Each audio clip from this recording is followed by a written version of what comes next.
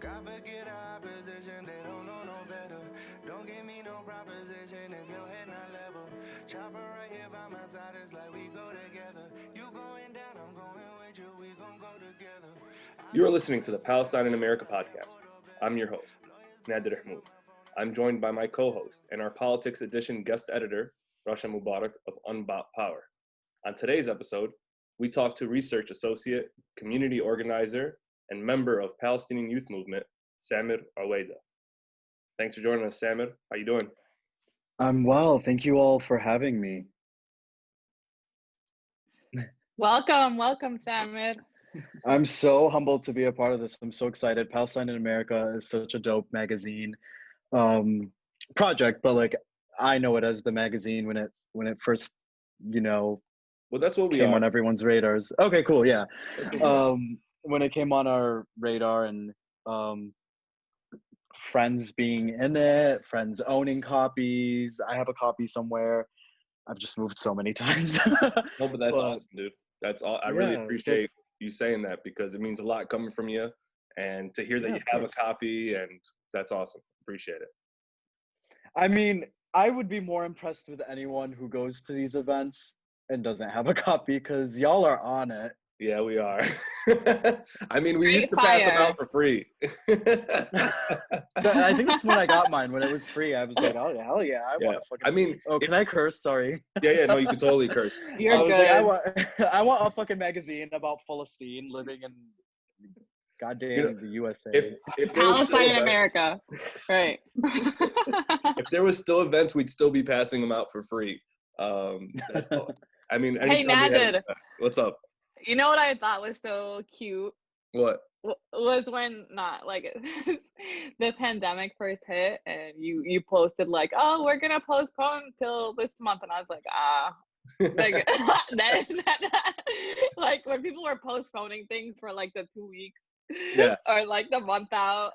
Well, I only postponed the magazine itself. We knew Palapalooza was gonna be. Yeah. I thought like I remember seeing like y'all were gonna do that.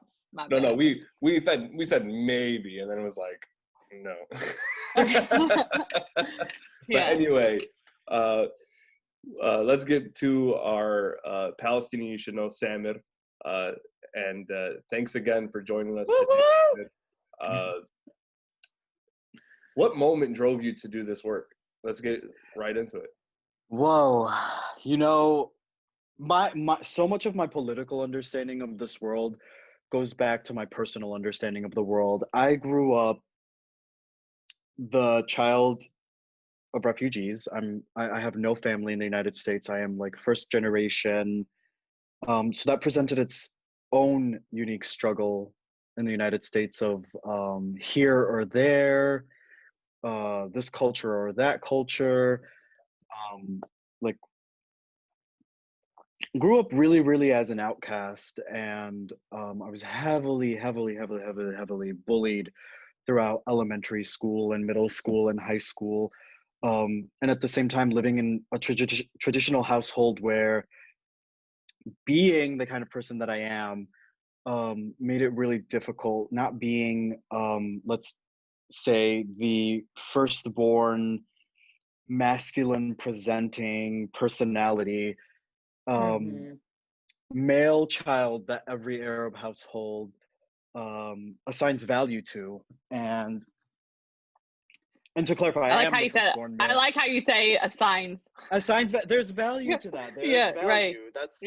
That's what we work in. We work with this invisible currency of desirability and value. And for the longest time in my life, I was both treated as undesirable and internalized that. So for the longest time, I didn't have like autonomy or agency, first of my body, and second, to be who I wanted to be. It all changed in college. My freshman year of college was 2014. It was fall 2014, which was after the summer of 2014, where I spent the summer with my family in Palestine as Gaza was being bombed.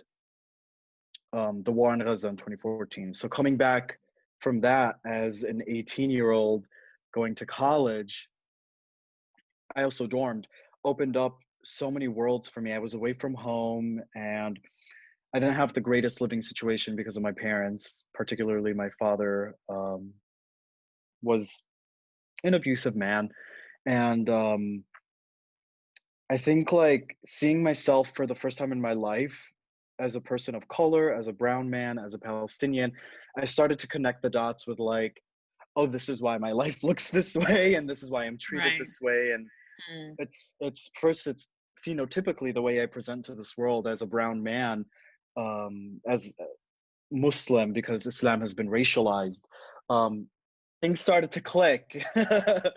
um, but yeah, I think it always came back from my childhood, like growing up working class, growing up days when I didn't have dinner, like where my mama had to cook us like tomato paste um soup, or the days she had to do like labana wa za'atar Right. sandwiches or batata sandwiches. Like those were hardships, and people are mean. People are mean. I didn't dress well. Mm-hmm. So much of my experience in the United States was informed by my background, and coming to terms with that as I slowly entered adulthood is when I started getting into organizing work, particularly because I started befriending mostly Black folks on campus. White kids made it very clear that I was not one of them and will never be one of them. Rich white kids and poor white kids. The poor white kids were like bumfuck. Well, I can't say that. That's erasure. That's not a political. Sorry, edit that out. No, I'm just kidding. Midwestern working class white kids made it very clear that I would not be accepted by them, even though we had like a lot in common. We were working class, we were the outcasts, we played video games, we weren't jocks. And you know, mashallah alayhum, they grew up to become Trump supporters. And and the rich white kids who also grew up to be Trump supporters in the Midwest, never let their foot off my neck. So it was always Black folks that I clicked with. That was how I developed like my sense of style, my sense of music, like what I liked in music, like old school R&B, TLC, Janet Jackson, Mariah Carey, Yes. A like whole the love old. language. Right. So that's where I learned that from, like from those friends, and then that's when I started like, you know, calling people crackers and shit. Like I But had I like so many years of pent up anger of just being misunderstood and bullied that it was like when I finally found like Black and brown folks, I was like, okay, this is like a safe space. I'm glad that you brought that up though, because I in one of your answers in the Q&A that we're going to publish in Palestine in America's political edition, you brought up like solidarity and Hmm. joint struggle. And I Hmm. like that, you know, you differentiated them, and I was hoping that you can kind of, you know, go further into that here and kind of explain what you meant by that. Yeah, absolutely. Solidarity work is framed in a way that is like so surface level to me that it's like, I think it's almost like an expectation for a lot of people who want to be like politically involved, woke, what have you. It's this expectation that you're supposed to be like anti-racist and you're supposed to be pro Black Lives Matters and you're supposed to support Black women and women and Palestinians. And to me, it's like when that expectation is sort of handed over to you and you're not doing the introspective work to understand your positionality both in society and in movement work, a lot of the nuances that are present in joint struggle are missing in solidarity work.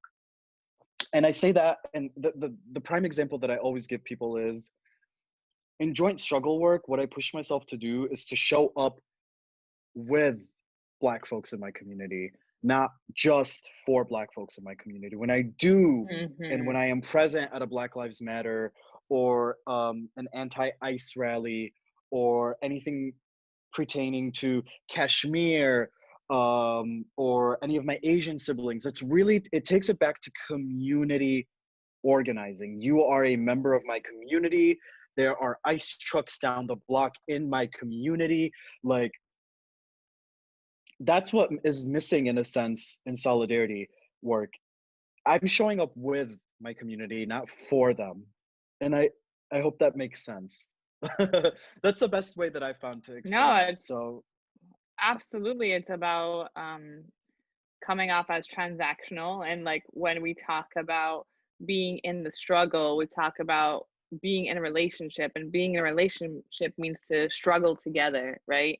Not this artificial hold up a sign and come to the streets. It's far deeper than that, and how we show up for one another. Whew. it's That no, absolutely, like all of that. And for me, it was always like, I always understood this, but obviously as you grow older and you have more access to knowledge and lessons learned, um to me it was seeing that Palestine will not be liberated in isolation. And I that's took that right. and I applied it to other oppressed nationalities, like my my siblings from Kashmir, my siblings in Afghanistan, our siblings in Iraq, our siblings in Somalia, our siblings in our inner cities, Black and brown folks. Our liberation is not going to take place as isolated incidents, because our we need to understand our struggle as part of a larger struggle for like a global kind of freedom. We need to start seeing imperialism as an extension of capitalism. And so That's right. when we say the United States is the belly of the beast, and we have, you know, these horrible politics in this country of greed and corruption and money and capitalism, imperialism is just an extension of that. It's just being taken from like this confined fake border, and it's just being exported. It's like the way we export steel. I don't even think we export steel. I don't know, but like I'm like, what does the United States export? Literally war. um and it's being taken over there. And so yeah, it's interconnected in that it can't happen. Palestine won't be liberated if Black people are still being shot on the streets in the United States, and Kashmir is still living under occupation by another fascist state. Like, it is structurally, like materially, like, you know, like this wall, like that's how it is. We're all just different parts. We're different bricks in the part of this wall. Beautiful. Absolutely. I love that. Yo, I just like so happy to be like in Stop, we're this like huge fans of each other. That's just like my this sister. space. I love you in this space with you. But like, okay, considering that like your relationship with the Black community, the Latinx community, just like all these groups wasn't because of activism. These are communities that you grew up with, and you were in relationship with. So how did being Palestinian or your Palestinian experience like play a role in these relationships, but also in just this kind of solidarity or work towards a freer world? It's so funny because it always I was always, I think, looking back, just read as like brown or Latinx adjacent, or I saw a feel lot of I Black. feel that hard kind of thing. Right. In And high school, no one knew what Arab was until, well, I'm a lot older than you, but like they're like, "What's Arab?" This girl doesn't want to admit she's Latina, and we're like, "No, like I'm Palestinian."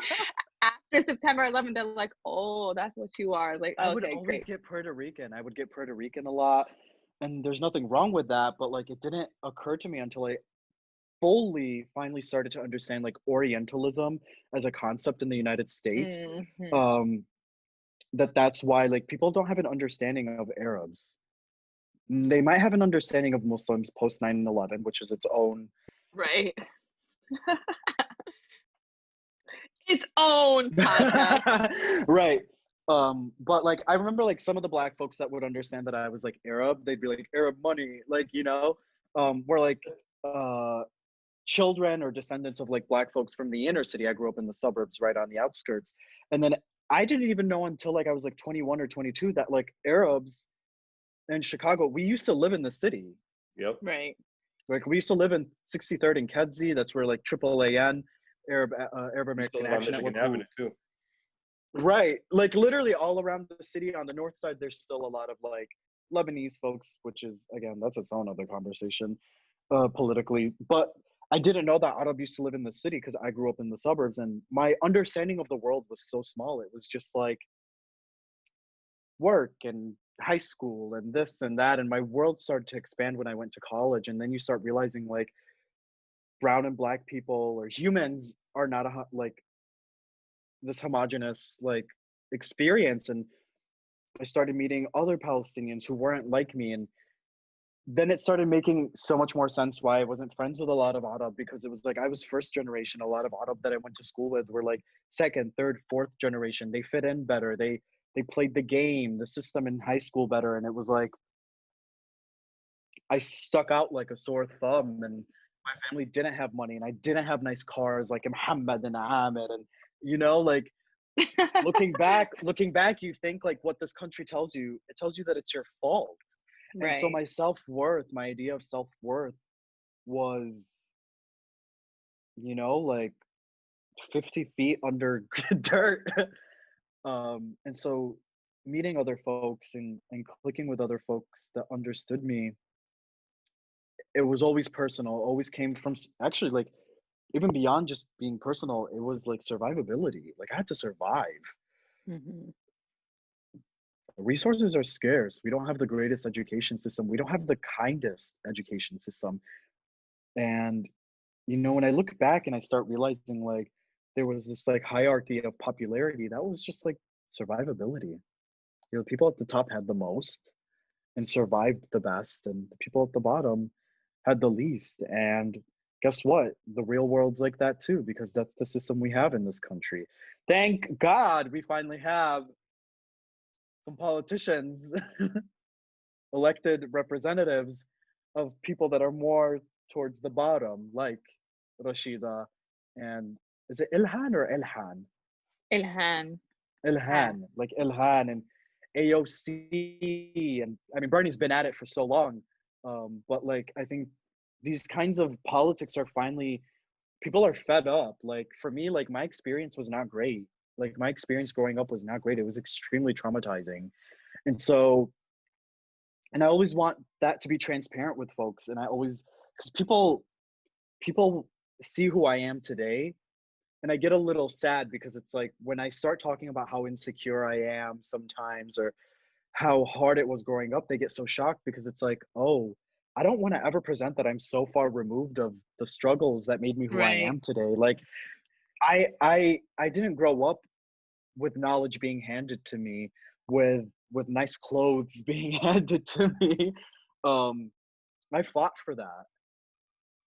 And I'm one of the few that got it. I'm also very super aware of my position in society as someone who did have access to education and was able to climb the ladder a little bit. This fake effing ladder that I hate so much that so many folks don't get to like climb up.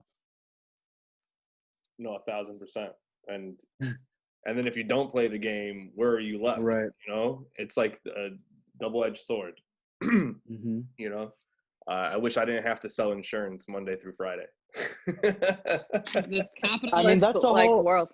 Yeah. right, exactly. It's a whole nother insurance, the idea of insurance. And it's like, I work in the nonprofit industrial complex. I am 100% fully aware of what that is for what it is. I'm here to pay my bills. And I'm actually at a crossroads in my life right now of like, I'm 24 and I'm being challenged by the world and by myself. Like, what do I want? Like, I don't want to work corporate because that's disgusting. But if I don't work corporate, then this is what my life is going to look like. It's going to look like the way it looks, and it takes a lot of like internal, you have to interrogate yourself a lot on who you are and what you want. And that's where I'm at right now. Like community organizing gave me that tool. That's something I would have never gotten in school. I would have never been taught by like academia. I got that from my amtos and my ammos and my mom and the Hmm. people that supported me, the people that hurt me, because community isn't like roses and flowers and rainbows. It's like, I got this from the people I want to fight for and protect. I got this from my Black friends in high school that I don't see anymore. I got this from my brown friends that aren't alive anymore. I got this from my friends that are still alive and I'm still in connection with. That's what I want. And maybe right now I can't name it yet, but whatever it is that I want, it's community oriented. I know that for sure. Even the couch that I have, it's a futon. I specifically bought a futon because I was like, if anyone's having a rough day and they need to crash the night, I need to have that. I love that. Not I want to have that. I was like, I need to have that. Like, I need to, like, even I was doing it so naturally that I had to take a step back. And it actually took another close friend of mine to like point that out. I was having a rough day and they're like, dude, like, look around you. Like, the way that you curate your home and live your life is so invested in like other folks. And I was like, oh yeah, like, of course, because I don't want nice things for myself. I want to live with people. I want to be around my It's people. about community and like what gives you a sense of community. Yeah, like community is a verb. It's not a noun. Mm-hmm. It's not a person, place, or a thing. It's something you do. Yes. Yes, Simon. So tell us. You always make me blush. Tell us about your community organizing. You know, it's interesting, like listening to you, like a lot of times it's like one issue that brings us into this work, but it sounds like you have layers of different experiences and marginalization in your own life and the life of your friends. So like how has that played a role in your work now? I think it's like rolling with the underdogs of society, rolling with my trans friends, rolling with my friends that aren't deemed like hegemonically attractive. Like, we don't exist within this like hegemonic life. Is, again, like, it's my safe place. And I want people to show up for Palestine. So for me, it was so logical to be like, to feel so unseen in American society in the West as Palestinian, to exist between white culture and POC culture. Because, you know, Palestinian, that's a whole nother conversation, but I'm gonna just say it. Like, POC and brownness and all of that, that's also like Western language. Yeah. Right, like, this is Western. It doesn't mean it's not real or anything. I'm just saying, like, to be a Palestinian is to be a Palestinian. That has its own particularities, right? And so to feel so unseen, especially in the age where people are pushing to be seen, right? Like, for people to finally have language around pronouns and to finally start coming around and understanding like what it means to be trans in the US and things like that. I always felt like unseen and unheard as a Palestinian trying to vocalize my plight, our plight. And so then I started realizing, I was like, dude, what if my friends feel like this too? And, you know, to no one's shock, they felt like that too. Like, having trans friends from the Philippines, Jesus Christ, like, I have a vivid imagination, so I can start to imagine what it's like to be like them. But to hold something so heavy, that's what drives, like, that is the fire. We talk about this fire in your heart, that's my fire. I was just gonna say something that was so freaking profound and it slipped my mind. Everything you say is profound, okay? Yeah, I mean, this whole conversation has been Thank you. profound. And hopefully there's people that'll be watching this that will be looking to you for advice. So what advice to folks looking to deepen their political journeys do you have for them?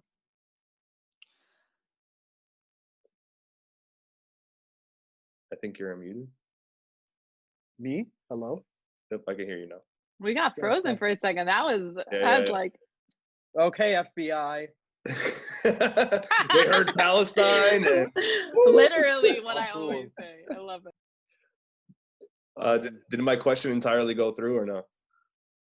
Advice. And I was saying, like, you gotta find a lot of answers and a lot of frameworks and a lot of understanding like frameworks, like, on your own. a lot of people want things handed to them. Most of us are very lazy thinkers, which is why we love like Instagram infographics that tell us these things. Like, yeah, we're learning, but it's like, I always challenge people. I was like, oh, this is great. This knowledge is being shared. It's being free. Um, can I invite folks to step back and realize that like we don't do a lot of that thinking on our own. We have to be told these things. Guilty. And for example, like I've been talking about desirability politics a lot. I've been trying to get people to understand like where they are in life is because the way they look, because they're deemed like attractive. And so many people like start being like, oh, I never really thought about this and blah, blah, blah. And I started getting like a lot of engagement. And I showed it to another friend who was like, yeah, this is all true. And I was like, okay. You know, I was like waiting for like a cookie, you know? And they were like, yeah, this is a lot of theory that like people don't talk about and people are lazy. So I can see why a lot of people like engage with this. And I was like, oh shit, I didn't realize I was a part of that too. And so it occurred to me that if you're spending so much of your time calling out the world around you, calling out your Sitton, your Amton, your Ammo for being anti-Black, and your Gaza or Gaza for being this, and you're calling out your professor for being a Zionist, and you're doing this and you're doing that, you oftentimes you're not being introspective with yourself and doing the work you need to do to unlearn your anti-Blackness and perhaps like your Zionist talking points and your transphobia and your misogyny. Because I bet you more than not, like they're present. Those behaviors and beliefs are present. So I really want to encourage people to like engage in call out culture a lot less and really do like the introspective work, because like being anti-Black and even Orientalist, like we are Orientalist. A lot of us have to unlearn that. Like a lot of us, because of Orientalism, have this image of Arab as like unorganized savages, of like being like no Arab, being like this crazy community. And I'm just like, no, y'all, that's literally colonization, and we need to unlearn that. We are not like these barbarians in the desert. That's literally what they call us.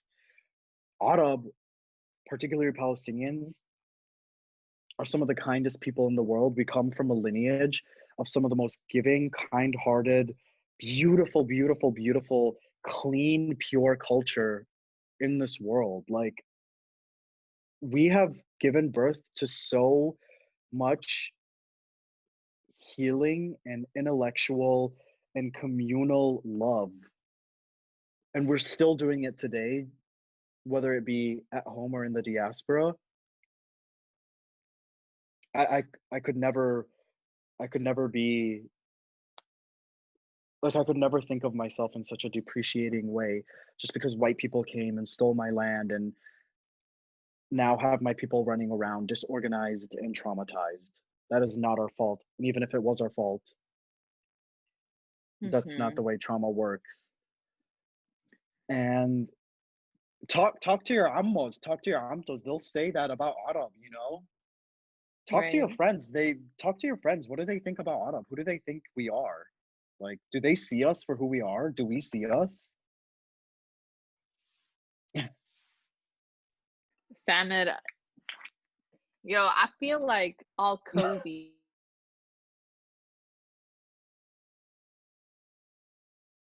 in community with you all right now. It's just like, it's heartfelt, right? It's just like, I think just like even like the Fed's comments, I feel like even in some advocacy space, people are like, is she paranoid? Like they don't always get it, but just like little things. But I just want to say like I appreciate this so much. But as a Palestinian organizer, what do you want people to know about you and your work and what you're trying to achieve?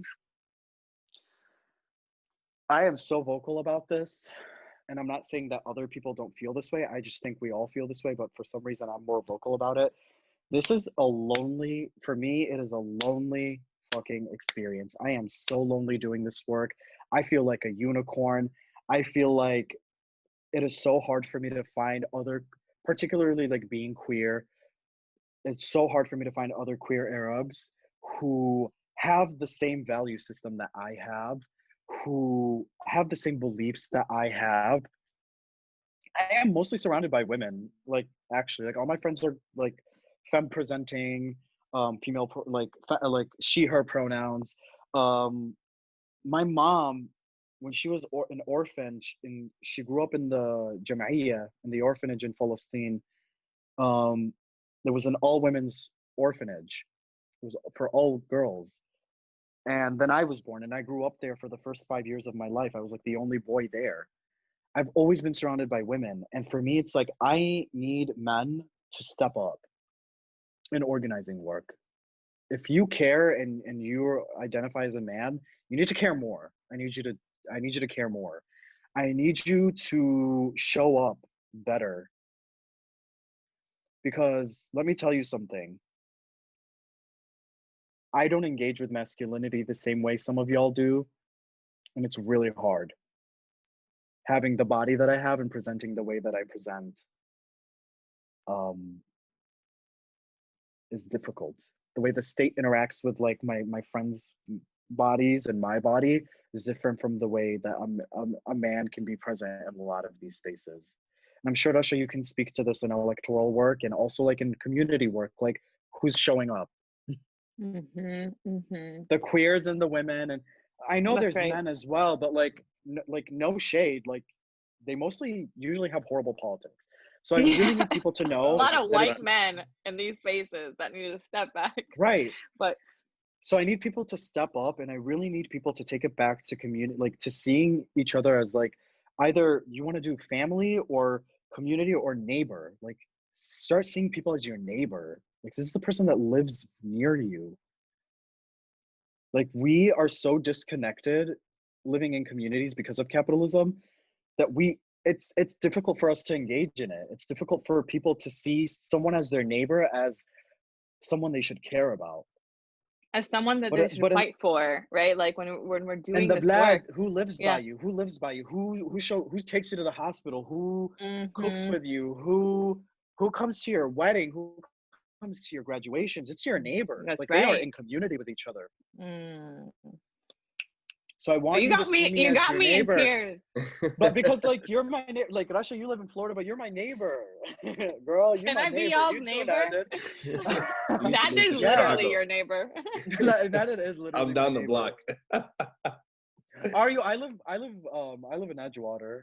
I live in I used to be by Portage Park, but now I live in Elmwood Park, so I'm right on the outskirts of Chicago now. Just Okay, cool. I'm like on Harlem and North Avenue. Oh, okay, yeah. You know. But honestly, Sam and we're coming down to the last couple minutes that we have. Yeah. And I just wanted to say before we go that I really appreciate you sharing your story with us. It's been very, eye-opening for myself, and hopefully I could take some of what you said home with me as well. But we have time for a couple more questions. Cool.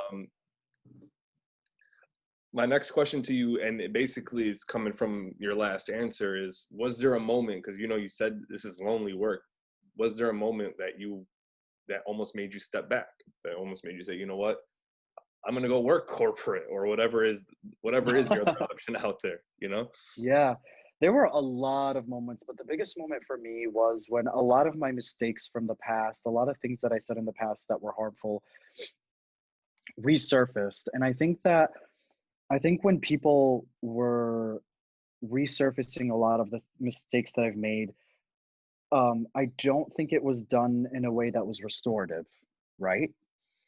It was done in a way that was to do away with me, to cancel me, what have you. But that moment, had I walked away that moment, I wouldn't have learned from it what I learned now.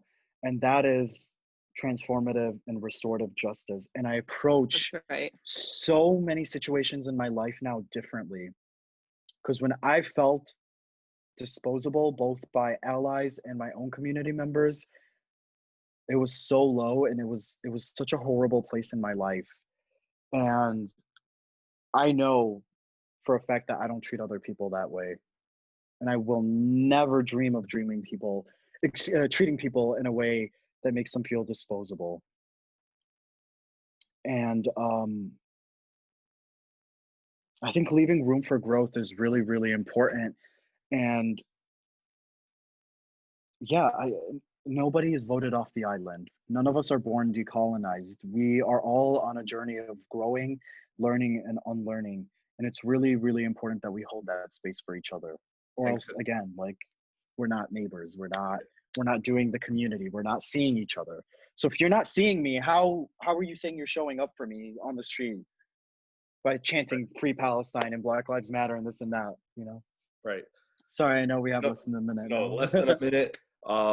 That was a great way to close it off. Hopefully I have enough time to say thanks for listening to Palestine in America's podcast. I was your host, Nader Ahmoud, joined by my amazing co-host, Rasha Mubarak from Love you, Unbought Power. Samer. And thanks for listening to our great guest, a Palestinian you should know, Samer Owaida from the Palestinian Youth Movement, a community organizer, definitely a Palestinian everybody should know. Yes. Thank you so much. Much love to you all. Thanks, Samer. Love Hope you, we can do this Samer. again. Of course, of course. All right, guys. This was great. Bye. See you guys later.